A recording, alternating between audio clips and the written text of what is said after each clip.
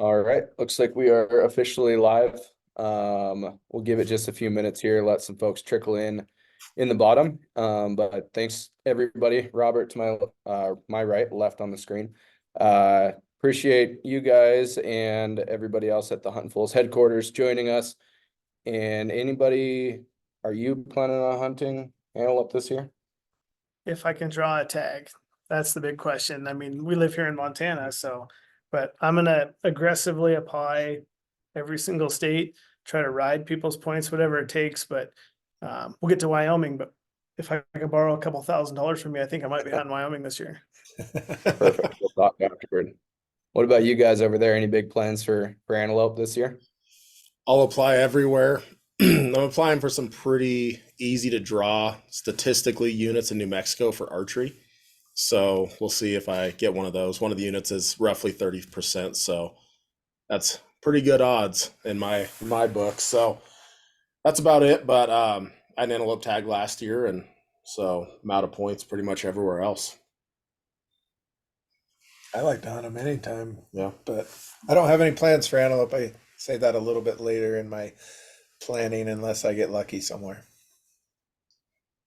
Yeah, same here. I hunted Montana last year. Growing up in Montana, I'm sure we'll get to this when we talk Montana, but you know, it was every single year, pretty much you could draw a rifle tag, at least in the areas that I was hunting growing up. And obviously that has changed now. So I was fortunate, pulled a tag last year, shot a nice buck, and we'll see if my name gets drawn again this year, but building points in some other states as well. Well, cool. We've got quite a few folks tuned in here. So just a couple of reminders before we kick things off. If you guys are having if you guys have a question that you want us to answer at the end, we are going to do some Q&A at the end. Make sure that you're dropping those in the actual Q&A function down at the bottom. Go ahead and use the chat to let folks know where you're tuning in from and talk amongst yourselves.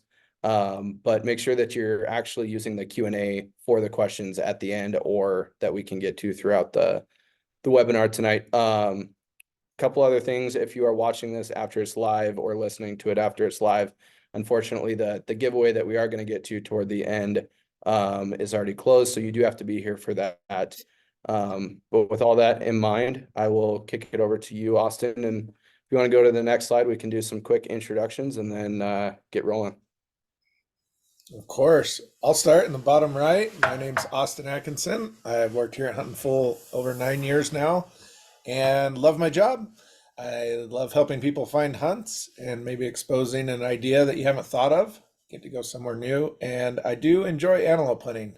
I've been on a ton of antelope hunts with family and friends, but I've only killed a few myself. Been selective on the tags, and I just like going, but definitely one of my favorite species to chase. Yeah, so my name is Matt White. I'm in the bottom middle. Antelope is something, being from Oregon, that is pretty coveted, and it takes a long time to draw. So I've only personally killed a couple antelope, been on some other hunts in Wyoming with some friends.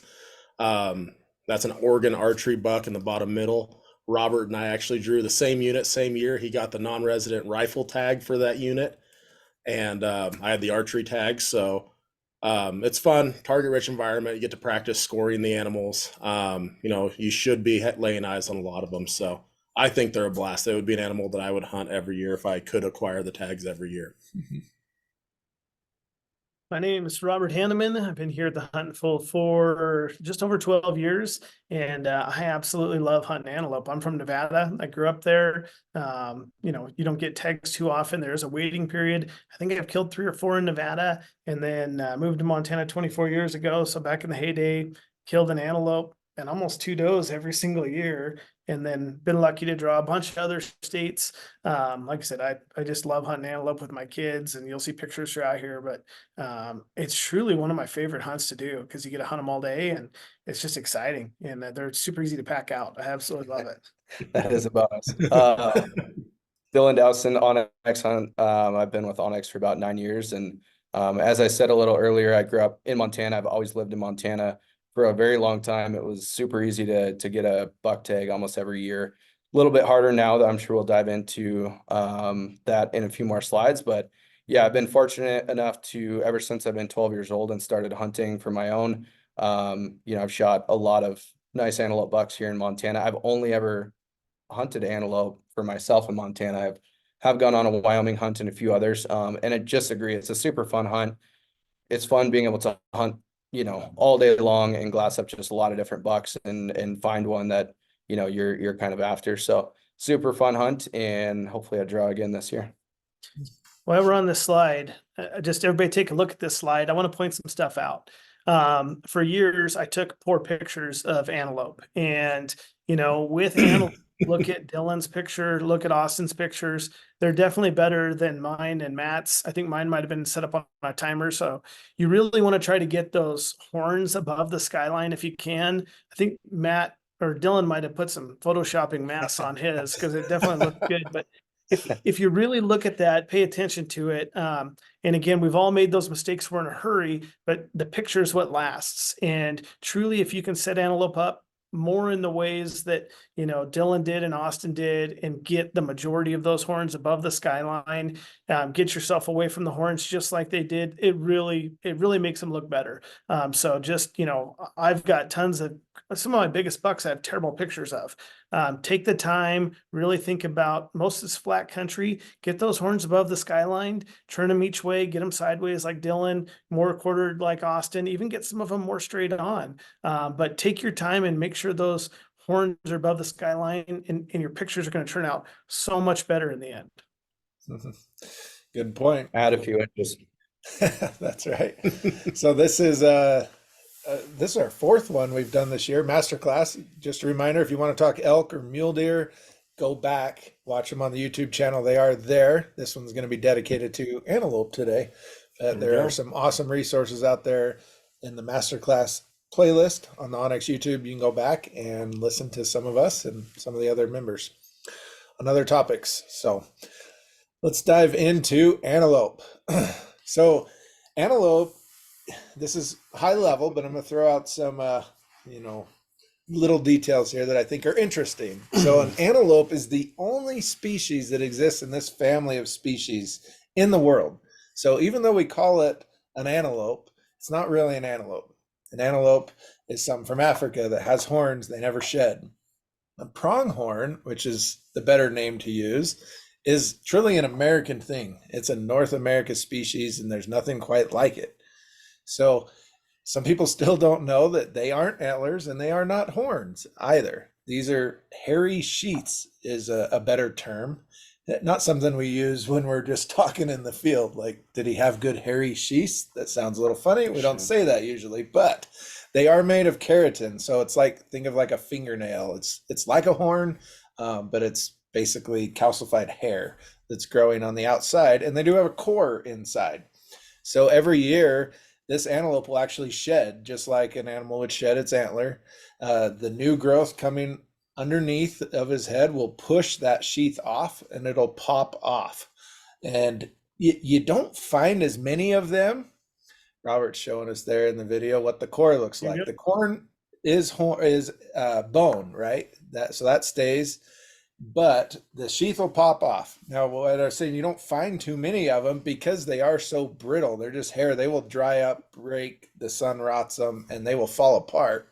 But every now and then you find a few sheaths when you're running around. So usually in November, early December is when they're going to shed, and they'll start growing up again. So it's definitely not like the cycle we're used to on deer and elk.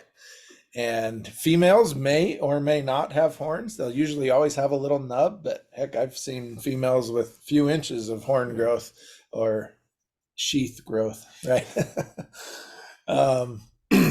One other thing I want to mention there, and I'll let Robert talk about the last point, but as we've studied antelope, especially in the West, and looked at all the data, now that we can age antelope based off of the tooth cementum analysis, we found that the average age of trophy bucks is much younger than you might think.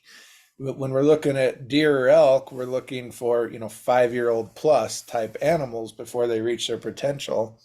And it turns out that pronghorn, they will actually peak when they're substantially younger, especially if they have the feed and the water that they need. So a lot of states have restructured their management to target a 2 to 3-year-old buck as the mature bucks they want to take off the landscape. It seems super different, right? For us, we're like, oh no, we need trophy older bucks, but an antelope can be born and within 3 years he could be at his peak, and he may add some mass, but he might lose length as he gets older after that. So when you look at the trends of where these Boone and Crockett type bucks are being killed, they're substantially younger than you might think. And to talk about winter kill, you see that in Wyoming last year, there was major winter kill. In 10-11 in eastern Montana, major winter kill. Antelope can bounce back pretty quick. Couple things is, if a fawn hits the ground and he can survive that first little week or two and not get ate by a coyote, once he's able, they're so fast that, fawns can really do well as long as we're not in a drought or have some major predator issues. So a lot of does will throw twins as well. So we can see antelope populations bounce back really fast. There's some areas in central Nevada right now where they didn't have many antelope and kind of laid off them for a few years. Now the herds are the biggest herd in the state. So antelope can reproduce really quick. Of course, they love agricultural fields. They can throw twins. And like Austin said, a doe's reaching maturity the next year, she's throwing twins. If everything lines up and they've got everything they need, they're very productive animals. Not like a mountain goat or anything like that. Antelope, you can grow a herd really quick if you have all the right conditions. That's right. So but you got to have enough to start out with. That's right. They will reproduce like rabbits if you let them. The last thing, this picture here, a picture of a couple of my kids on a recent antelope hunt. It is a great species to expose your kids to hunting, to get a newer hunter out into the field. They get to see a lot of animals. Generally, antelope hunts, you can see a lot. There's not a lot of timber to deal with. You can spend more time around the roads, glassing from the truck. And it seems like it's a target-rich environment for kids just to see animals, practice glassing, practice using their binoculars, and harvesting an animal that it's just a good one. Yeah. It's my son's favorite animal. Last year before hunting season, he said, "Dad, what hunt do I get to go on with you this year?" And it was a week before. I had I would say semi-coveted archery tag in Oregon with a decent unit, and it was like, well, here you go. That's your favorite animal. Let's go. And he had a blast because we saw a lot of antelope. Got to make stalks on a lot of antelope, and it was an archery hunt. But it's just a fun hunt for newer hunters to be able to get into, and a Huntin' Fool Adventures. A lot of guys that are wanting to get their wives into hunting, or maybe they want to come out west for the first time and have a good introductory hunt to, instead of hunting in Mississippi in a tree stand or ground blind. A lot of guys, it's a great starter species, and get them into out west hunting because you do get to practice a lot of the spot and stalk, the glassing, and you can make an antelope hunt as hard or as easy as you want to in the right unit. That's right. So we're going to kind of take this state by state, and we've ordered the states here that we're going to discuss by the amount of permits or licenses that are available to the public. Now, we didn't distinguish between resident and non-resident, but this will give you an idea of how many antelope exist in the state, how many tags they're giving each year, and hopefully will allow you to select a state that maybe you haven't thought of, or maybe you need to cash in. So Wyoming's our first one. Robert, do you want to talk Wyoming? Yeah, Wyoming is by far my favorite antelope state. There was a big die-off that occurred last year and a lot of antelope tags were cut. Prior to that, you were able to get an antelope tag every single year. There was places over in Northeast Wyoming that have lots of private land where you could draw a tag or even pick up a leftover tag. So guys that wanted to were able to hunt antelope every year or every other year if they're looking for a unit that had a little bit more public land. There used to be a saying that there was more antelope in Wyoming than there was people.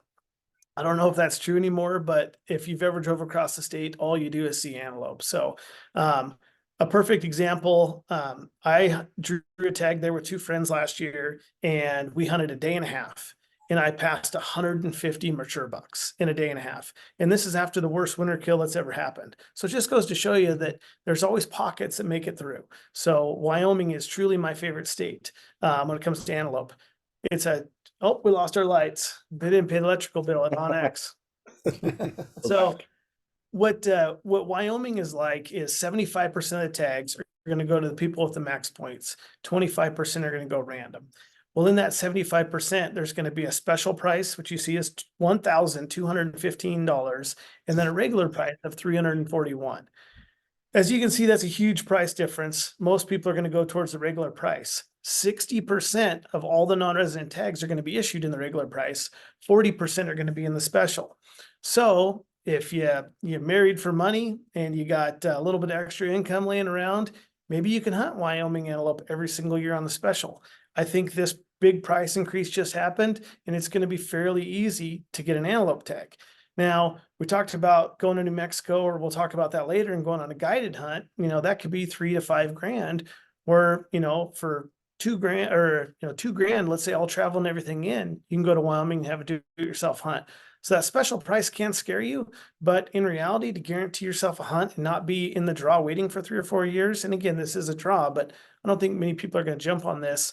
It might be something that, I don't know, I'll see how busy my schedule is, but I may try to pony up some more money to go hunt Wyoming antelope.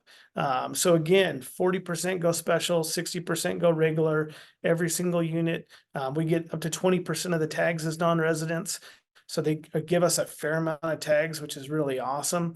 You can buy points for $31 a year, youth $10 a year. Again, if you can apply as a party, so you can point share. So if Dylan has 10 points and I have no points, Dylan's going to be my friend, even more than he really is, because then we can apply together and go in with 5 points each and help draw a better tags. So some guys have been buying their wives' points forever. When they finally draw, they'll ride their wives' points, and the wife and them will go hunting. So Wyoming has tons of public land. If you look at the breakdown, like you go to Top Rut and you want to look at draw odds, when you look at draw odds, and man, these units in the Red Desert take 16, 17 points to draw, or these units over in, say, Northeast Wyoming are taking 1 to 3 points to draw. We would all assume that those Red Desert units have giant bucks. Stuff up there doesn't. That's not necessarily the case. What these draw odds give you, or your bonus points, they honestly are better access to public land. All the units that are 100% public land are going to take a lot of points to draw. And all the units that have to deal with some private land issues, you're really using your onX, working around stuff, maybe having to hike in, maybe pay a trespass fee, those are going to be easier to draw. But they still kill giant bucks in some of those areas in the Northeast. So just don't think because you have 16 points, you're going to kill an 80-incher. You might kill an 80-incher in a 1-point unit if you're willing to work a little harder. So the bonus points in Wyoming don't equal 80 inches of antelope horn. They equal access to public land. Well, absolutely. And piggyback off of what you were just saying, Robert, with the units that have a lot of private, the lower point draw units, that's where if a guy does want to go outfitted, and you'll probably hear me talk outfitted a lot. That's what I do at Huntin' Fool, is work at the Huntin' Fool Adventures side, is we've got guys in units that are 0 to 2 point units that they have, access to 30,000 acre ranches or 60,000 acre ranches. So you can go in the regular with a couple points, draw these easy to draw units, get on these ranches and kill good caliber bucks in lower tier units, just because there's so much private in those units. Yeah. And an antelope hunt is substantially cheaper than a deer or elk hunt. Absolutely. Still is something you could save up for. Yeah, and there's a lot of those hunts that, they're 3-day hunts, meals, lodging included, that are $2,500 hunts, and where you're killing really good bucks. You can draw that in the regular, so you're a few $1,000s into a quality antelope hunt in the state of Wyoming, and doing it every couple of years if you wanted to. But the beautiful thing is, in some of those units, there is a lot of public, and it's not rocket science killing an antelope with a gun in a unit that there's a lot of public land. So, if a guy wants to go test it out and do a DIY hunt, it's a phenomenal option to do that in Wyoming. And the last thing I'll say about Wyoming is a lot of states really distinguish their archery only licenses from their rifle licenses, and most of your permits in Wyoming are just going to be a type 1 or an antelope hunt that'll allow you to hunt an archery season with archery equipment, and then a rifle season with any weapon. One more thing to throw on with Wyoming. You're going to see more antelope hunting in Wyoming than you are in any other state we're going to talk about, hands down. This is a great state to literally not load your gun for the first day and just drive around. Yeah. Because you need to look at a ton of different antelope to find the one that you want, because you can go to any YouTube video or talk to anybody on their first antelope hunt. And, I'll pick on the guys from Oregon because it's so hard to get an Oregon tag. Yep. There might be 4 or 5 of them. They waited 18 years. They drew a tag. I went to Oregon. I hunted the whole season. After the second day, I was the only hunter there. Everybody shot whatever bucks they seen and left because they don't know what they're looking at. So when you get to Wyoming, there's so many antelope. You can look so many of them over, and for every $100, there's going to be one that's a good buck. So it's one that spend the first day driving around and don't shoot anything. If you don't kill an antelope in Wyoming, it's because you chose not to kill an antelope. So don't be worried about being successful like we are with deer hunting or elk hunting. Antelope are everywhere, especially in Wyoming. Just drive around, have fun, look at a bunch. On the second day, be like, okay, now I'm going to start hunting. Yeah. And like to piggyback off of that, Robert, you sent a guy over to me yesterday that has a lot of points for extremely coveted elk tag. And he hasn't archery hunted in a while. And he said, and this is a recommendation you made. You said, hey, go on an elk hunt in a different state just to get another hunt under your belt before you go into this extremely coveted tag. And the same thing could be said to Wyoming. Go on a hunt in Wyoming if you've got a pile of points in one of these other trophy states that you may be able to draw that tag, and go shoot an antelope. Go pass a lot of antelope, judge a lot of antelope. They're the hardest animal for me to judge. Even looking at a lot of them, they're difficult. So go out there and practice some self-discipline and not pull the gun out the first day. Just leave it at camp, because hopefully you'd be able to relocate the buck if you did see a giant. That's right. So takeaways from Wyoming: build points for you and everybody else because you can share points, and it is worth the $31. That's literally all you have to pay to just build someone a point, and you can do that by October 31st. And you don't get a point for an unsuccessful application. You have to buy that point in the fall. Yeah, you got to go back in. Let's jump over to Montana, the home of a little bit of everything. Yeah. Canadian moose. We were just looking found at that today. It'd be awesome if onX had some Boone and Crockett lines across some of those states. I've seen a couple of those moose. Robert, So Montana. I'll start with Montana, just talking about it because me and Dylan are sitting up here in Montana right now. This is my second go-to state. I mean, it's one for a non-resident. You can build points for 2 separate draws. There's an archery only draw, so it's the 900 tag for bucks, and then there's the rifle draw. So you can only apply for one of those 2 tags. So I typically always apply for the rifle tag, but I build points for the archery. And again, it's a state where you can point share. So I'm doing that for me, my wife and kids. We're building points, for both sides of them, for the archery and the rifle. There's even the doe tags, which is the Antelope B, and you can build points for those as well. So when you grew up and when I moved here, there was antelope everywhere. Mm-hmm. It's not like Everywhere. that anymore. Yeah, and it was, for many years growing up, it was 100% odds where I was applying. I don't know if there was no cap or if I just we drew a tags every year. Yep. And then for quite a few years, it was like, it was rare to not draw a tag, high 90%.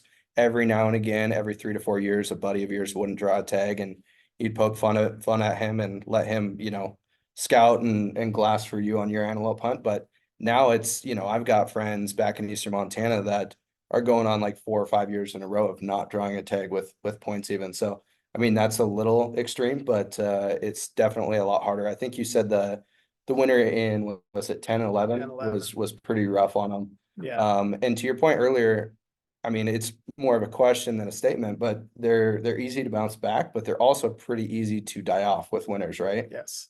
So Well, even antelope in Montana got some EHD, Mhm. and we had some antelope dying from disease.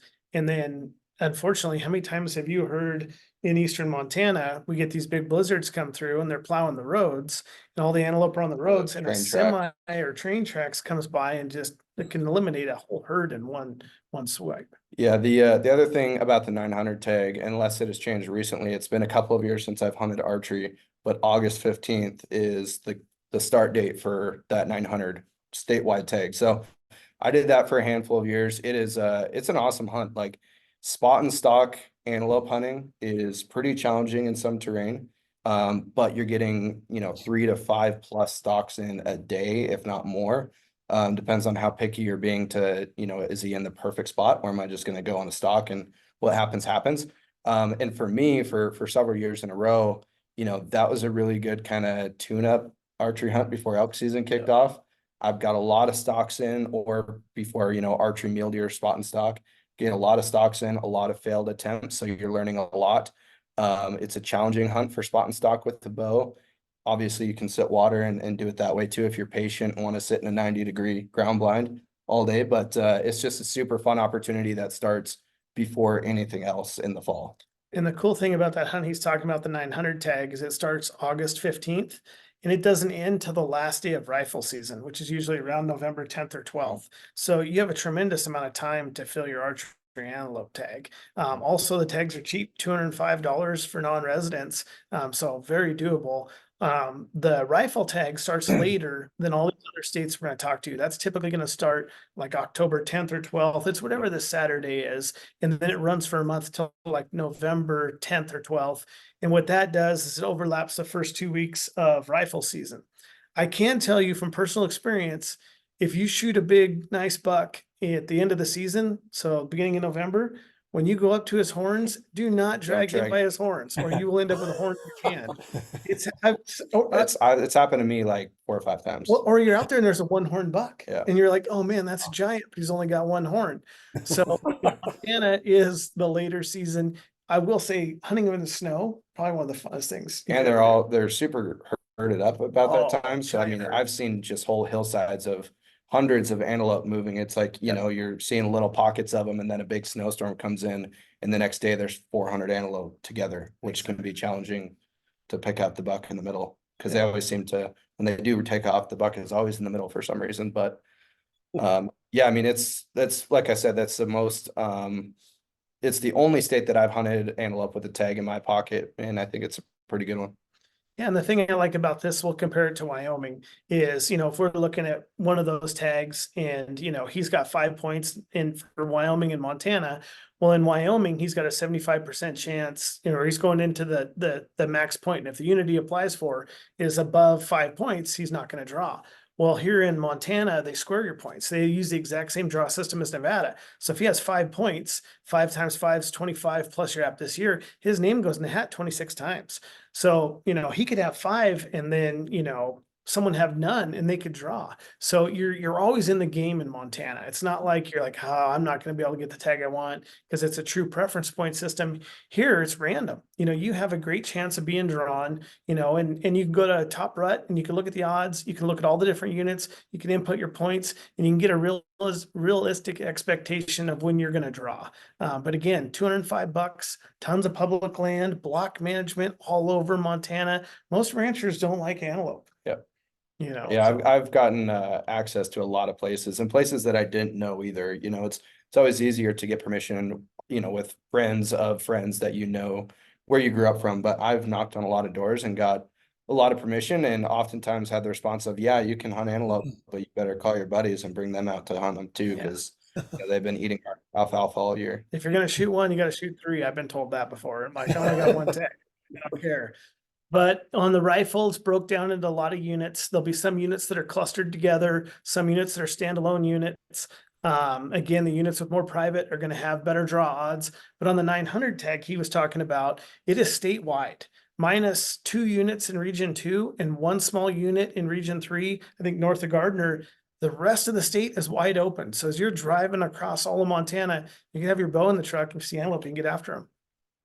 And I was just going to say, when you're scouting on onX for an elk hunt or a deer hunt, generally we're looking at the hill country. We're looking at the mountains, which, depending on which state you're looking in, it's probably going to be public. Hopefully there's some public to hunt. But when you're looking at antelope, your onX layers become ultra vital, because antelope live in the prairie country. They live in the valleys, which is generally going to be private or have some element of private, from ag fields to ranches, cattle ranches. So scouting for units before you apply is ultra vital in selecting an antelope unit. You say, this is overwhelming. You just told me Wyoming and Montana. I don't know where to apply for. Well, look at the draw odds, like we said, but then start looking at the overall map, turn the land status on, turn private land on. That's how we find antelope units. If there's water and there's food around, there's probably antelope in that valley somewhere. But can you access it? Can you park? Is there a parking area? You know, whatever the access may be in that state is very important to look at. And that's how we find antelope places to hunt. Yeah, antelope are going to water every single day. So you get into these big desert areas. I mean, you can literally draw circles around the water, and that's where the antelope are going to be. You get Nevada, New Mexico, places like that. Another key I wish someone would have told me 20 years ago before I started hunting antelope is leather gloves and knee pads. How many cactus thorns have you pulled out of yourself from Eastern Montana? Too many to Oh, count. and it's like you see deer or elk, everybody wants to sit down. Don't do that with antelope. Look before you sit. I literally have had buddies plop down in a cactus when they see something. So all antelope throughout the West, you're going to be dealing with some cactus. So just a heads up on that. That's right. Let's jump down to Colorado. So Colorado is a state that still has a true over-the-counter hunt for antelope, which there are very few of those left, and that is archery only. So all the units that you see in purple on this overview map, you can hunt over-the-counter archery. Now, a lot of those units don't have very many antelope in it, or if they do, they've got a lot of private land. So there's some research that can be had, just like I spoke to, jumping on your onX with your layers turned on. But all the rifle licenses are going to be allocated through the draw, and they're going to be unit specific or unit cluster specific. There'll be muzzleloader seasons, there'll be rifle seasons, there may be a couple of rifle seasons. So it's all based on preference there. So you definitely put in how many points you got and see what units you're eligible for. But the majority of the units do not take a lot of points. It's just going to depend on the access. Right? If we're looking at national grasslands that are open to hunting, then it might take a few more points to draw. But Colorado's not known for a lot of really big trophy antelope. I see it more as an opportunity state. And if you can, stomach the cost of building points, you have to buy that small game license. That's kind of the prerequisite. And then it's just $10 to apply for antelope. That's the only application fee. You don't front the license fee for the whole antelope tag unless you draw. For me, like I am building points and really focus on Colorado for deer and elk. So I already am buying that license, the $111 license.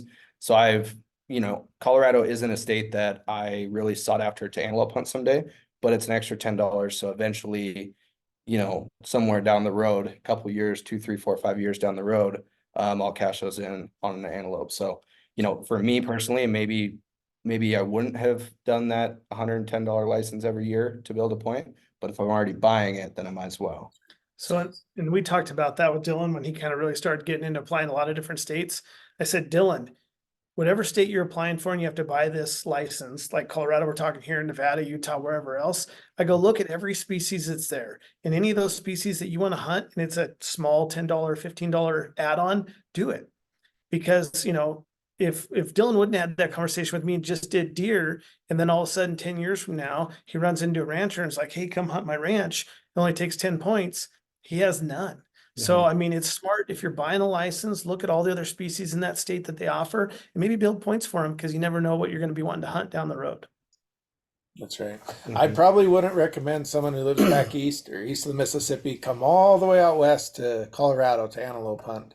I mean, it might be in the cards if you're already building points for something else, but it definitely is an option. Yeah. Let's jump over to Idaho, a state that also has a little bit of everything.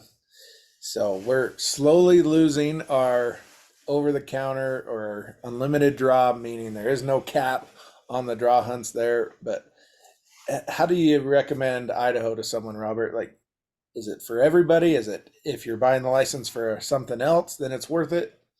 Yeah, if you're just a hardcore, I just want to kill big antelope, Idaho is probably not going to be on my list. But for a guy who's, Idaho makes us choose. If we want to do sheep, that's all we can do, moose or goat, that's all we can do, or we can do deer, elk, and antelope. That was one of the biggest bucks I ever killed. That was down next to the Nevada-Oregon border in Idaho. There's no bonus points. Everybody's equal every year. I've drawn 4 antelope tags in Idaho. 3 of them were rifle. 1 was an unlimited archery.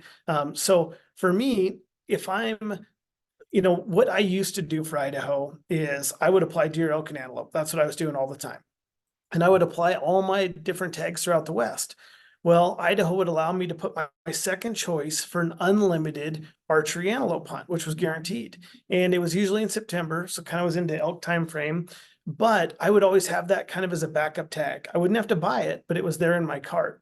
So then what I would do is if I didn't have anything going on, or I had a week or two open up in September, I think it was the year Jared came out with his blind. I took one of the Zinx blinds, ran down to Idaho, set it up and killed a buck, shot actually through the blind because I'm not a blind hunter. Didn't realize you need to keep your broadhead above long story short, I killed it. And but that tag was guaranteed to me because I'd applied for it. And I'd done that for years. You know, Idaho's going to take my, $20 from my application fee. They don't care if I buy the tag or not, but it's there if I choose that I want to buy it. So, tons of public land, especially where the antelope live in this country. They do kill a number of 80-inch bucks. They have killed some 90-inch bucks there. Again, not where I'd send a trophy hunter, but it does border some of the great stuff in Oregon, like the white horse, or Nevada, some of the stuff in 076 and that 072 country. So, I mean, there is some quality bucks there. If you are a hardcore deer and elk hunter and you're buying a license and applying for big bucks in the Owahis or big bulls down there, and hey, antelope's on your bucket list for $22, I can't go buy dinner tonight for $22. I can put my name in there, and if I get lucky and draw, then I've got another really good antelope opportunity. So, like I said, that buck was the biggest buck I'd killed for a long time. And again, that came from Idaho. I used to love saying like biggest buck I ever killed was from Idaho, because everybody's thinking Arizona and Nevada, New Mexico. Idaho has some great antelope. Again, I would not buy the $200 license to just apply for antelope, but if you were applying for other things there, you had a lifetime license, you were a big chucker hunter and you were there hunting chucker all the time, I would definitely put in for antelope. I can't say enough good things about Idaho. I actually truly love hunting antelope there, and there's some stomper bucks. You just gotta know what you're looking for. That's right. Let's jump down a state here, make sure we get through these. We got Nevada. Awesome state. Roberts grew up in Nevada, right? So I know it's a special state to you, but they still have more horses in that state than they have deer, elk, and antelope combined. I know we like to say that. It seems unfathomable, but it is true. It is amazing, though, how much cool country there is in Nevada. So it's a state of island mountain ranges with giant valleys in between, and a lot of it is still public. You run into some agricultural operations where there is water because it is a very arid state.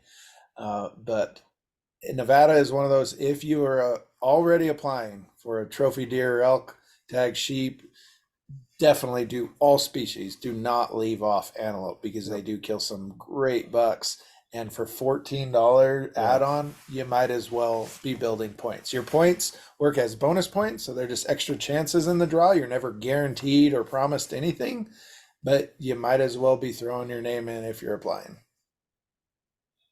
Just a couple things to add there. You get 5 choices. So you can start out with the best unit in the state. You can mix second choice muzzleloader, third choice archery. They have non-resident tags for all of those. So you get all 5 choices. When they draw your name out, they're going to look at all 5 choices before they go on to the next applicant. If you draw a tag and you're successful or not successful, you have a 3-year wait before you can reapply. So I'm getting off. I killed that buck, I think 3 years ago. This year I'll be able to reapply for Nevada. But again, it's one of those states that doesn't have the antelope population of like Wyoming. I mean, it doesn't have a ton of antelope, but there's some absolute giants. I mean, I just finished writing the state section. A lot of 84 to 88-inch antelope were killed last year. With the mild winter we have this year, I think it's going to be a phenomenal year. I wish I was sitting on a pile of points.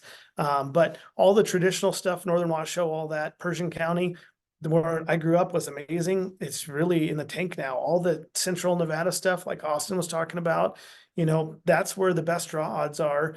And I mean, Austin picked up a muzzleloader tag there and cranked a giant. So, I mean, you don't have to hunt the best units in Nevada. You just need to know what you're looking for. And every unit in Nevada has the potential to kill an 80-inch buck. Drawing the tag's the hardest part. So if you do draw a tag, invest the time. It's going to be worth it, because you're going to be sitting out for the next 3 years.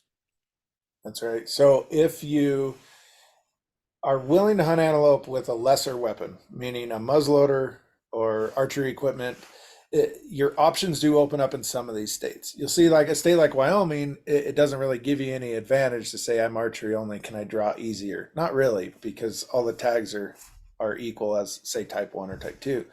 But when you come to a state like Nevada, when you're looking at draw odds, if you're willing to hunt with an open sight muzzleloader or you're willing to chase them with a bow, the draw odds go up substantially versus rifle.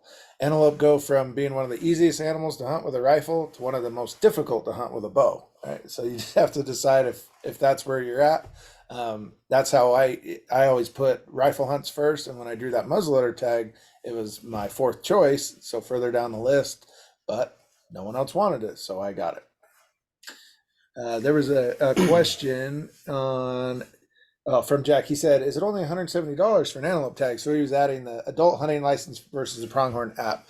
No, that is just how much to apply. The $156 is a minimum barrier to entry before you can apply in the draw, and it's $14 to apply for that app. If you get drawn and you're successful, that's when they charge you for the full tag fee, and that works for all species in Nevada.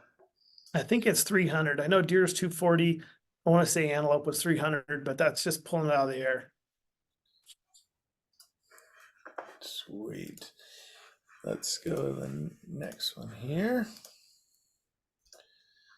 New Mexico. It's a good one.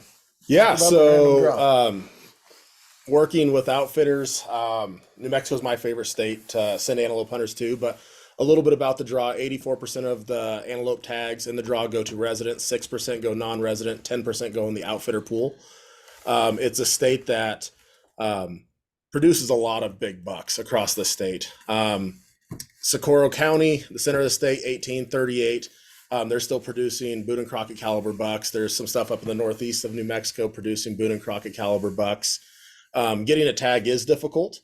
Whether you're a resident, a non-resident, or in the outfitter pool with a gun, you're going to be sub 5% for most of those tags, and a lot of those tags are under 1% to draw. You have three choices: first choice, second, third, or first, second, and third choice. So they're going to go through. If there's still tags available, that's the choice that you're getting. New Antelope in New Mexico. I mean, New Mexico, you're going to pay your $74 for your non-resident hunting license. You're going to upfront the tag cost when you apply. And then a few weeks later, after you apply, they're going to draw it. And if you drew the tag, they're going to keep your money. If you didn't draw the tag, they're going to refund it. But as far as guys that want guaranteed antelope tags, New Mexico is about as easy as it gets. They have private land only on ranches, and depending on how that specific outfitter or landowner is managing it, they may be managing it for trophy, or they may be just killing a pile of antelope. So there are some ranches in New Mexico that are producing 80+ inch averages, and then there's ranches to where they're killing high 60s for averages. But if a guy wants to come and do a one and done, I don't want to wait in Nevada for 20 years or, for a coveted tag and possibly draw. I want to go hunt a big antelope. New Mexico is where, we had a ton of success stories last year with guys both drawing New Mexico antelope tags or just outright buying a landowner or private land only type hunt. Yep, because the private land only, there is no quota. It's truly over the counter. Yep. But most of the time, you're going to have to be with an outfitter that has that private land only access. Yeah. Random One thing, draw. one thing to remember on that is New Mexico pulled scopes off muzzleloaders. So there was a couple of units that were muzzleloader only, that happened a year or two ago. So just be aware that New Mexico does not allow scopes on muzzleloaders anymore.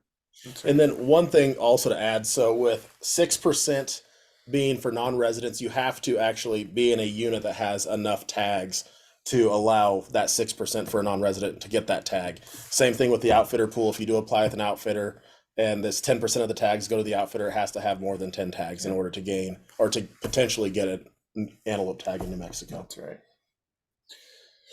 Let's jump up to Utah, our home state. You can see a picture of a giant buck I killed there a couple of years ago. He just forgot to grow prongs. But Utah, I put that picture there because it is an example of what we're seeing in Utah. Herds go up and down. Northern part of Utah has lost a lot due to recent winters. And that buck was taken in southern Utah, where there's supposed to be a lot of good bucks. that they get run around. We do archery hunts, we do muzzleloader hunts, and if you wait till the rifle hunt, it can be tough. In that unit I drew, it was a muzzleloader hunt, which happened after the rifle hunt. And man, if an antelope saw you at 2,000 yards, he was gone trying to get to the next county. So you definitely have to look at pressure and realistic expectations. If you're applying for other species in Utah and you're already stomaching that $120 hunt license, and you can withstand another $16 going in for pronghorn, do it. But never apply in Utah for antelope thinking that you're going to be guaranteed, even way in the future, a trophy antelope tag. It's just not, we don't give enough permits. There's not enough big antelope going around. They do the draw 50% preference, the guys with points, 50% random. And the trade-off for the trophy quality, it just probably isn't there. If you're a diehard antelope hunter, I would throw it on there, but I wouldn't go into it, say, I'm going to hunt antelope in Utah someday and kill a big one with a rifle. Probably not. And that muzzleloader is not going to be legal this year. That's right, because scopes are now off the muzzleloader, so Yep. it got even more difficult. Yep. I just want to say one thing on Utah antelope. Utah changed it years ago where they allowed non-residents to apply for everything. Utah residents have to pick a once in a lifetime species and a deer, elk, or antelope, but non-residents, we can apply for everything. If you look at the draw odds, they're literally like sheep type draw odds. Most every non-resident antelope tag is going to be a 1 to 2% draw. So I build points there. I don't know why, because it's, it's cheap, but like the draw odds for antelope in Utah are worse really than any other state.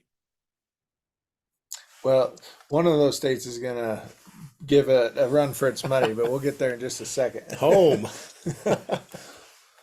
Oregon. Oregon. They got some big antelope in Oregon. They do have some big antelope in Oregon. Can I ever get a tag? An archery tag, yeah. But they own, yeah. Robert, you want to take it? Well, so that's one of my kids right there. I started applying for Oregon when I was in high school. I was 40 when I drew that tag. So I had 19 or 20 points.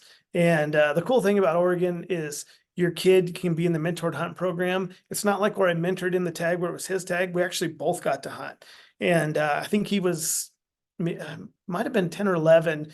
And maybe he was just turned 12. I can't remember. Whatever was legal. That's how old he was. But we went there and I said, hey, hunt with me hard. And I think it was a 9-day season and we hunted 8 days and we hunted our guts out. And I was looking for something like 85 because I'd waited my whole life for this tag. I knew Oregon produced some giants and I never found the buck I was looking for. And I said, as a reward, you can shoot whatever buck you wanted. And this buck kind of flared and he really liked his horns. So I let him fill my antelope tag in Oregon. Now I'm 4 or 5 points into chasing an archery tag that maybe I'll draw when I'm 64 and I can actually knock an Oregon, antelope off my bucket list. But, if you don't have, I don't have the odds in front of me right now, but I want to say between 20 and 26 points, you're really out of all the Southeast desert for rifle hunts. Archery, they definitely get easier. But I mean, Matt, you grew up there as a resident, like other than archery, how long were you guys waiting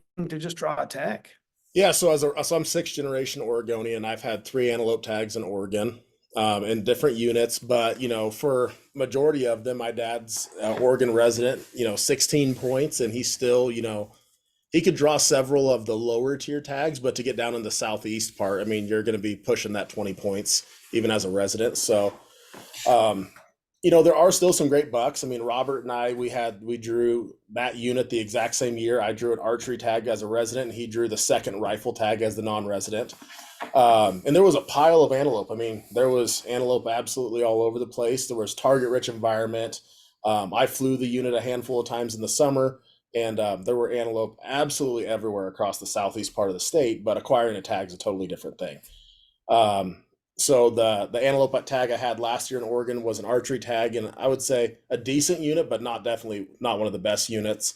And we struggled to find antelope. I mean, we'd still see 50-ish a day, but it was nothing like the unit that we drew in 2018. One of the things in Oregon is there are a handful of units that are going to give 2 non-resident tags per year. So that's at least nice, but most of the units in the state of Oregon for non-residents, there's going to be 1 non-resident tag. So and it's a true preference point state. So who has the most points wins. So if a guy goes in, or three guys going to 23 points, one of them is drawing that tag, so it's going to be a 33% at 23 points. So you'd have to be pretty strategic looking for Oregon, as far as drawing an antelope tag, but there are still quite a few antelope down there in that southeast corner, and there are some sleeper units. But if a guy does want to go archery, there is some stuff in the archery realm that you could, even a non-resident, that 10-ish point range. I mean, some years those non-resident archery tags go for 4, some years they go for 10, some years it's in between. So, but if I'm going to go archery only, like, I don't send my money to Oregon for antelope. well, personally. here's the deal. In Oregon, and Robert and I, we're the guys that fight for Oregon at Huntin' Fool. Oregon is a state to where sheep and mountain goat are completely random. So if you're going to pony up the $172 for your hunting license, it's only $8 per application.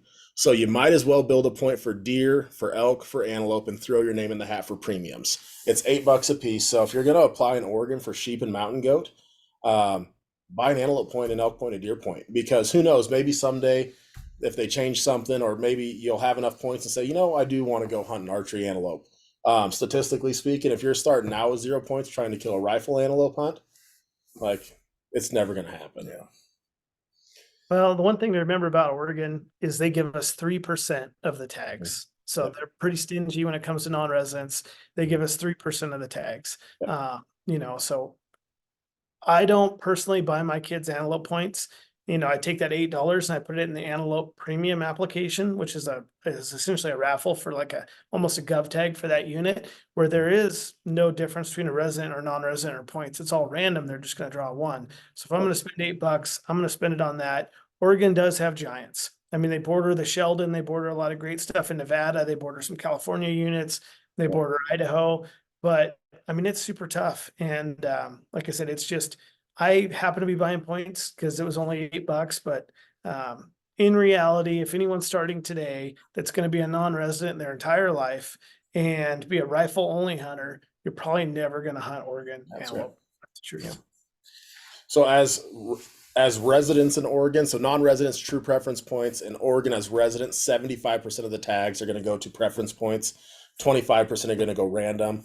So for guys that are residents in Oregon, throw your name in the hat. You may get drawn. I drew a Steens Mountain antelope tag, was 0 points the very first time I ever put in. At that time, it was a 14-point tag. So if you're a resident, apply. There is a chance that you could catch one in the random.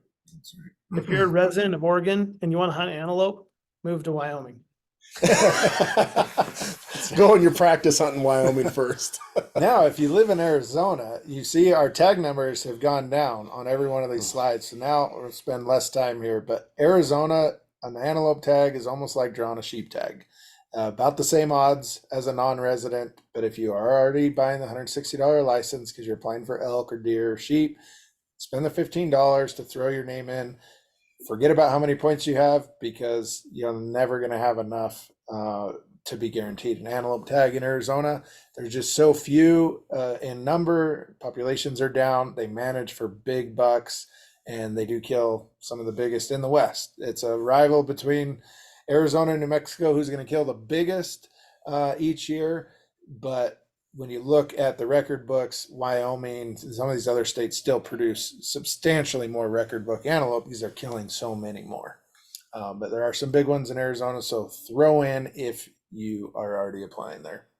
I give them my So 15. I got 24 points for Arizona antelope. And unless I move there and still probably won't draw. I mean, there was times when Area 10 had a lot of archery tags. I probably could have snuck an archery tag, but I don't ever anticipate drawing Arizona antelope. I'll apply because like Austin said, it's only $15 and I'm really in there for sheep and elk and deer, but I will apply there until I can't hunt anything else, because antelope are the easiest things to hunt. But I don't ever think oh man, this is my year to draw Arizona. That never crosses my mind. I get more excited about drawing a sheep tag, thinking I have a better chance than I do for the antelope. Yeah. But if lightning does strike and you get one of those 530 total tags, that's archery, muzzleloader, and rifle together, and you get one of those, it's probably going to be a good hunt, and hopefully you kill a decent buck. But there's just, the demand way exceeds the supply in Arizona. That's for all species, but especially for antelope here. We'll touch on some other states with opportunities. And this kind of is weapon specific, depending on who you are, where you're sitting. South Dakota has quite a few antelope, especially in that western half of the state. And you have to apply for a rifle draw there. And you now also have to apply for the archery draw. That was just changed last year. That used to be a true over-the-counter archery hunt in South Dakota for non-residents. Now, if you want to hunt on public lands, you must apply in a draw, and they're going to set aside a quota, and that's coming up here in April. So that's changed a little bit. If you're going to hunt on private land, book with an outfitter, you can still get the tag through them, and it's over the counter. But we're focusing on public land or accessible land here. In Nebraska, you can't hunt with a rifle for antelope as a non-resident, and it is going to a draw for a few permits for archery only for non-residents. So definitely an opportunity there if you're archery. Same with Kansas. But as you move further east, you're going to run into more and more private land to deal with. In a state like Kansas, there may not be too many grasslands or open areas to hunt, but it still is over-the-counter archery. So you look at all the West, we're down to very few true over-the-counter archery antelope tags anywhere, and essentially no rifle over-the-counter tags, period. So it is a very managed species. They've made a huge comeback over the last 100 years. Mm-hmm. Antelope are an amazing species, and it's a good conservation testament. But you definitely have to jump through some hoops. California, we put no notes there. California, unless you live there, oh my goodness, you can about forget about them. And they do have some big ones, but unless you're willing to buy a PLM tag or some sort of conservation tag for antelope in California, you're never going to draw one. They will give up to one in the whole state, one tag to a non-resident. It just doesn't make sense. So, no. Any words of wisdom there, Robert? You still waiting on your California antelope tag? You know, with California, the way I look at it is like, you know, that stuff up by Susanville, borders Nevada, borders Oregon, it can throw an 80-inch buck. They've killed some great bucks in there, but one tag. I mean, California, they give us one elk tag and one antelope tag. That's it. If you're already applying for sheep there, you're already buying a license, you're hunting hogs there every year, and you want to throw in for it, I mean, go ahead, put in for it. But I mean, it'd be that one thing, like you're trying to draw a Thule elk tag. It's pretty much the same thing. There's one tag, and that's all there is for California non-residents. After one's drawn, every non-resident's pulled out of the draw and just thrown away. Yeah. All right. A couple other ways we'll just blow through these. Bypass the draw if you're like, well, I don't want to play in this draw. Just give me a tag. Colorado, you can still get a landowner voucher direct from the landowner. Obviously, we talked about New Mexico getting a private land only. That's an over-the-counter tag. There are a few landowner vouchers, Nevada and Utah, that you could pick up, but they are going to be more spendy there. Mm-hmm. And then obviously you can book guided hunts and bypass the draw. And CWMUs in Utah. Yep. Idaho, New Mexico, Utah, Colorado, Texas, Kansas. You can all book guided hunts. Texas throws some nice bucks. Yeah. Oklahoma. And then Montana for guided as well. There are definitely some good, and Wyoming guided hunts. I mean, pretty much if they have antelope, there's guided hunts there, except California. Yeah. Yeah. I know there was a question about Oklahoma. I personally don't have a lot of information on Oklahoma antelope hunting outside of it's going to be kind of a guide first approach or outfitter first. Find the outfitter that's offering that hunt with land access and go that route. Anytime that there's just predominantly private land, you can't find any public, that's the route you're going to have to go. Mm-hmm. Did you want to touch on reservations, Robert? Yeah, so I think reservations are a phenomenal opportunity to just go antelope hunting, and it can be pretty reasonable, and most of them are do-it-yourself. They don't require you to have a native guide. Here in Montana, you can apply for the Fort Peck Indian Reservation. It's a $20 application fee. I think you can buy 5 of them, and if you draw, the permit's $500, and you can hunt the whole reservation, like public or private. They don't care. Like if Dylan owns some land there, I go shoot an antelope in Dylan's front yard, and then shoot all the pheasants while you're there. So that's a great opportunity. You could, you know, they do have a point system, but again, there's an opportunity there. The Duck Valley Indian Reservation, kind of down south of Boise on the Idaho-Nevada border. That's more a guided thing, but it's still real reasonable. I think the Fort Belknap, there's some other ones in like the Dakotas where I know they do some stuff. So everyone's independent. They're their own sovereign nation. start just researching the different reservations. But there is antelope hunting opportunities, and the ones here in Montana are probably the best. I got a cousin that I think he books like 12 spots a year and brings a bunch of his people up, and they just go and mow down antelope. And I mean, it's the reservation. I think some of them, if you want two, you can, get 2 tags. A lot of stuff can go on the reservation. Like if you draw, they'll give you an extra tag if you got someone else that wants to be there. But it's a quick way to bypass the draw. Another way to hunt antelope. I mean, there's guys out there that want to shoot 3 or 4 antelope a year, and I would do that if I could get the tags and opportunities. But yeah. So the reservations, you can go to, I believe Huntful's got our website up that's got some of the reservation opportunities, or just look at the reservations, in Western Montana, the Dakotas, other places, Idaho. And again, all these reservations are trying to make some money, and most of them won't allow like elk hunting or deer hunting, but they will allow antelope hunting. Okay. All right, here's my plug for antelope meat. So if you handle antelope properly and you take care of your pronghorn that you've killed, and assuming you didn't gut shoot it 2 days ago and you just found it, it can be some of the best meat that you'll ever eat. I absolutely love antelope meat. I've ate them during the rut. I've ate does. I've ate bucks. As long as you take care of it, it's generally going to be a sweet meat, light colored, and I love eating antelope. It's been a great animal. So if you take care of it right, most people shoot an antelope, they'll field dress it. That hair is hollow hair on an antelope. It does not breathe very well, does not cool very well, and they'll throw it in the back of the truck and drive around for a few more hours looking at antelope. And then they're surprised when their antelope tastes like sagebrush dust. Well, that's what you just did to it all day. You cannot let it get hot. Antelope seasons are August through October. It's warm. So if you take care of your antelope meat, it can be great. If you've heard from someone else that antelope meat is not very good, they probably didn't take care of it right. I will immediately dunk antelope meat into an ice bath. I'll even drive around with a freezer and a solar generator in the back of my truck. I've done that on a few antelope hunts. Try to cool that meat off, get the hide off immediately.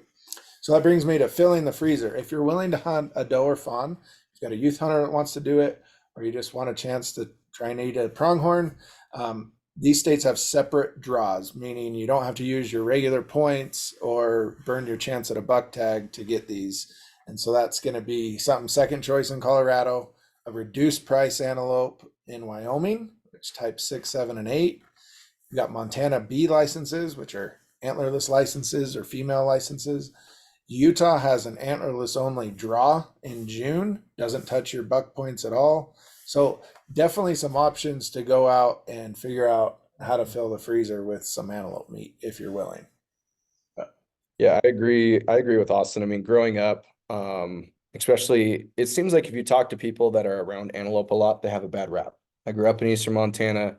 There's antelope everywhere. You see them everywhere. And they really had a bad rap growing up. Just everybody is like, oh, antelope, I'm not hungry enough to eat antelope. It is some of the best meat. And I've got a freezer full of elk and blacktail and whitetail. And like antelope is one of my favorite meats if you take care of it. And I wish that I had learned that much earlier on in my antelope hunting career. I will say one thing, and again, growing up in Nevada, the high desert, 7,000 foot plateaus, just sagebrush, grass, snow ag. We took care of the meat. We did everything Austin said, and it was good. But then when I moved to Montana, Alfalfa bucks. and we were shooting antelope coming off fields, oh my gosh, it was amazing. So every once in a while, when I draw a tag and I state and go shoot a high desert buck, I'm just kind of like, oh, it's still going to be good. But these ones up here, just unbelievable. Anything that's living near ag, and antelope love ag more than anything else. And they'll stay in ag 24 hours a day. They'll never leave. They got their water there. They're going to bed down there. They'll never leave the ag. So again, if you can shoot one of those, delicious. Yep, that's right. So we've gone through this before, but definitely look at your budget. You can't apply for every one of the states we just talked about. It's too many. So look at your budget, set it, and then decide how much am I willing to throw at my antelope application. And don't just apply and build points. Take $1,000 out of your application budget and put it on a hunt and actually come out to Montana or come to Wyoming and let's go chase antelope. Obviously, all the services here at Huntin, we are trying to help you go on better hunts and find the best connections to go and have more experiences. You can't have those sitting on the couch at home. So that's what we do. We consult people on antelope hunts every single day, and we enjoy doing it. And I think we're going to give away some consultations right now, right, Dylan? Yep. Yeah, so I'll let you take that one away, but I believe is it five free consultations? Right. So I'll let you explain what that entails here in just a second, but we just dropped the link below in the chat. Get signed up for that. So you have to be here. Your odds of winning that are going to be better than a lot of these tags we were just talking about. So get signed up for that. It's super awesome. I'm bugging these guys constantly. I live next to this guy and he gets a lot of phone calls. I'm sure you're sick of hearing about from me. For but- every 5 times he calls me, I get a free shirt. But essentially with that consultation, I mean, you'll be able to really dial in your plan, and it's been invaluable for me. And really for me, it's just knowing that when I do, put my credit card number in there for these new states and species, like at least it's with the right intentions and I have a chance, or at least I'm building for my overall strategy, right? So that's what this is. If there's anything else you want to dive in there, Yeah, Austin. I think a consultation is the tip of the iceberg, and what we're trying to expose on a consultation is asking you the questions about you, your personal goals, your personal budget. What do you want to do? And let's help you spend that money, spend your time wisely as you come out west to hunt. Huntinful is built on this. We have a team of about 10 full-time advisors now, and that's all they do is consult people to find the best hunts. From looking at your onX maps to navigating the draw odds to, hey, have you seen this unit? Or don't spend your money here, let's spend it there. That's what a consultation is, and we do that every day. So you have to be a full member to get those consultations. They're unlimited, by the way, for full members, and we're going to give away 5 of those tonight. So go on that link. It's super easy, and we'll give those away later. If you want to upgrade, you obviously get the digital membership for free just for being an onX Elite member, so you can access all of our research, everything on our website, and the previous tag holder list to get in touch with those that have had the same tag, which you've got for this year. And if you want to upgrade to our all access, where you have unlimited consultations and the magazine, we give you an onX discount for that. So that's what we do every day. Okay, we've gone a little bit over an hour here, but we'll take a couple questions. Dylan, do you have a couple questions keyed up? I know we've answered some of them, but if you've got a question, you can put it in the Q&A. I think we've gotten to a lot of the questions just during the presentation, which is always a good thing. But I have just a couple other ones here, unless there's any more that we need to drop in. But let's see, how many years does it take for a region to recover from a very hard winter? So actually, we did kind of cover that one. I think obviously it varies a lot. Is the next winter hard? Is it, does it let up? It is, and it's, like we'll take Jordan, Montana, for example. Mhm. They said that it was like an 80% adult mortality after that 10-11 winter. It took a long time for that to rebuild because there was just such a small core to start with. Antelope their populations can grow and expand really quickly. But if it wipes them all out, then you're really starting, it's just a slow process. So if you have enough of a group left, they can bounce back super fast. But, there'll be spots in the Red Desert in Wyoming that it's going to take years, where other stuff around Cheyenne and Casper, a couple of years where no one's going to really even remember the die-off. Yeah. That's right. So I just have another one right here, and then that's it on my end, unless you have any, Austin. And I believe I know the answer to this one. So do you need a guide on public land in Wyoming? If you found one in the wilderness. Okay. I'm guessing there's not too many wilderness antelope in Wyoming. I've never seen one, but it's more of a joke. We can't go and hunt the wilderness in Wyoming without a guide. It's a welfare system for the outfitters. I'm going to say it. It's just what it is. But, any public land in Wyoming, you don't need a guide. And honestly, like, this is the best do-it-yourself hunt to start with. Like, 2 buddies from Pennsylvania could draw a tag in eastern Wyoming or, Montana, could book a flight, fly into Billings, fly into Casper, rent a 4-wheel drive vehicle, literally pack a bag with a tent, a little bit of peak refuel, and a rifle. And you guys can go out. You don't need a giant lifted 4-wheel drive truck. You can buy a cooler at the grocery store. You have everything in it, then you ship that home and you fly. This is super doable and easy. Like, your first time out here, come tackle this. before you try to go 15 miles in the backcountry for Yeah. elk. No, I completely agree. And we don't say it to diminish antelope. Like antelope hunting is a blast, but it is an easier species to be successful at with a rifle. We could kill it just 5 of them is. in an afternoon if we were excited. Yeah, and so, it's not to take away from the hunt of the species, but it is generally easier with rifle. And Austin, I think you hit it on the head where it's one of the easiest animals that I've ever hunted with rifle. It's one of the hardest I've ever hunted with a bow if you're spotting stock. So it is interesting in that regard. But we did have one more question here that I think is a good one. Rifle caliber selection for antelope. I'm sure just like any species, there's always a debate. This past year, I shot an antelope with a 6.5 PRC. It performed great. Like, I don't think antelope, you don't need overkill. If you have a 300 Win Mag, that's your best shooting gun and you like shooting it, use it. Whatever gun you are the most comfortable shooting and the most accurate with, that's going to kill an antelope. So Yeah. like whatever you're the most comfortable with and you're most accurate, take that. If we're going to hunt moose or buffalo, we'll talk something else, but antelope, whatever you feel the most comfortable with, that's the gun you should take antelope on. Yeah, I'll just say on that, a big thing that I've noticed is you get comfortable with maybe a real light bullet or smaller caliber. Then you go to Wyoming, you're like, will someone turn the wind off, please? So a caliber that cuts the wind, bucks the wind. I used to take a 28 Nosler with a 195 grain burger just to be able to cut the wind better because it's always windy and sometimes you just can't get closer. So think about that when you're selecting a caliber. Pretty much any caliber is going to kill them just fine. We had a question here, Dylan. Scott has hunted antelope pre-rut, usually August. Can you talk a little bit about rut hunts? Like, is it different? Is it more difficult? And where do you see the rut falling from, say, southern states like New Mexico up to Montana? When do they rut up there? So for me, the rut's what I see taking place like where we are is, gonna be really before this. It's the archery season. Yeah, it's It's right gonna in the be- middle of the best right in the middle of the best elk archery time. Exactly. So I rarely hunt. It's that September timeframe. And, like when I'm down hunting Nevada on the August seasons, I'm looking for solo bucks.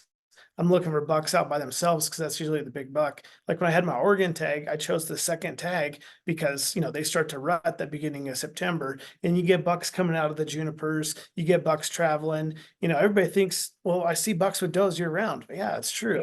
But the big old smart bucks are not necessarily there or they're going to get shot. So, antelope rut, I'd say more aggressively than elk. Yeah, they're Like, crazy. it's And insane. that is where the archery hunting in Montana, especially with the decoy, I've had it work a couple of times. A lot of times they'll see a decoy and they're like, no, I played this game before. But the few times that they do see a decoy and they get fired up, I mean, I've seen bucks from 600 yards to, 6 yards in a few seconds. Like it's pretty wild when it works out and it's super fun.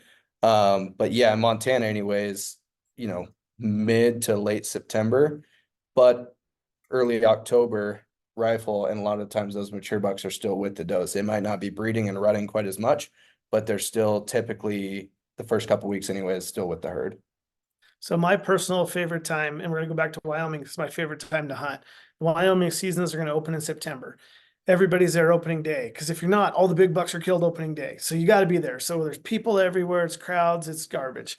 I wait till like 3 weeks later, and then I show up, nobody's there. I gotta check the regs to make sure I'm not breaking the law. The season's still open because there's nobody here. And what happens, like he pointed to in October, all these antelope bunch up into these huge winter groups, 75 to 100 antelope. Well, judging antelope's tough. And if you're looking at one buck and 3 does, you don't know if he's a giant. But if you wait till October and there's 75 antelope, it's pretty easy to see which one's the biggest and which one's not. So I like to go that time of year because I can pass a buck up, come back, he's still there. That picture of the 3 bucks, we killed those in a day and a half in Wyoming. We never seen another hunter. Never seen another hunter. And I mean, again, everybody thinks if I'm not there opening day, I'm not going to get an antelope. Let everybody go, let the whole circus end, and then just go and have fun, spend a week, drive around. But I love hunting the end of the season. I will say it caught me once in Wyoming. I was hunting 64 out in the desert and a giant snowstorm rolled through on day 8 and I couldn't get off the pavement again because there was a foot of snow. So you got to be careful there. Watch the weather. I wasn't paying good enough attention, but I'd rather hunt late and have my choice of all the bucks. They all come together it's just easier and more fun, and I'm not dealing with people. That's right. Last question I had, Dylan, was talking about setting up a water hole blind for a do-it-yourself archery hunter. Does an antelope get used to it quickly? You know, I swear no two antelope are the same. I think I've outsmarted some antelope. I mean, I remember back in the day with my dad cutting out plywood cattle shadows that we were going to hide behind. Like we've built little dragon suits that we're going to wear, and like you can try it all with antelope, and I swear whatever you think is going to work is probably not going to work. But setting up a blind is a fun way to go, trying to brush that in, trying to figure out if they're going to get used to it, and then the wind blows it away before you get there. I mean, I can't give you one solid answer. You just got to try it. Yeah, I've had several friends that blind hunt them with archery, and it seems like they'll go set up a blind on a Wednesday or Thursday, and then Friday, Saturday be sitting in it having antelope come in. Some are leery, some aren't. But I mean, the only thing I can really speak to is like friends that get after it and shoot nice bucks out of a blind every year, and they're not setting them up a month before to let them get used to it. It's 2 to 3 days usually. Yeah, I've done it once, and it was in Idaho, and it was so hot. I just felt like I was in a sauna, and luckily one buck came in and I killed him. Like I'd rather Shot through the blind. I did shoot through the blind. I'd rather be out there. Like Austin was talking about the cardboard cutouts. I remember I had one of those black Angus cow decoys, and I used that a lot. And there was one we killed in eastern Montana where like this rancher's horses were just hanging around us. So I just looped a rope around his neck and we just walked this dude's horse out there, shot the antelope. I mean, it was awesome. So like whatever you can use to get something killed, but it was a nice horse. Yeah, they're a fun animal, and I don't know why they're all so different. How they're pressured. I mean, they're young animals, right? You're not hunting a 20-year-old animal, but it depends. I think a lot of how the predation happens in their area. If they are used to getting chased a lot by dogs or coyotes or whatever, they act a little bit different than if they're just like, hey, this is my area, this is my alfalfa. They each have little attitudes and personalities, and some of them you can get away with stuff, and some of them you cannot, and they want to just run. It's like a caribou; they're always running somewhere. Yep. So awesome. Well, I think that pretty much covers it. Like I said, I know we answered a lot of them throughout the presentation. So, last notice for the giveaway. We'll throw the giveaway link in there one more time. I think it's in there recently. Get signed up for that. It'll just take a couple of seconds, and then we'll let you know if you're one of the lucky 5 winners. So with that, thank you guys for your time hunting full, and thank you everybody who stuck with us, and hopefully it helped you learn some new states for antelope, and hopefully you got a few more opportunities coming this fall, and put a tag in your pocket. And especially if you haven't done it and it's your first hunt out west or something, like get out here and make it happen. Yeah, and if you got 15 to 18 Wyoming antelope points, Call him. give me a call. I knew this. Call Robert. We'll go hunting. Yeah. Sounds good. Well, thank you guys very much. Thanks, everybody. Take care, guys.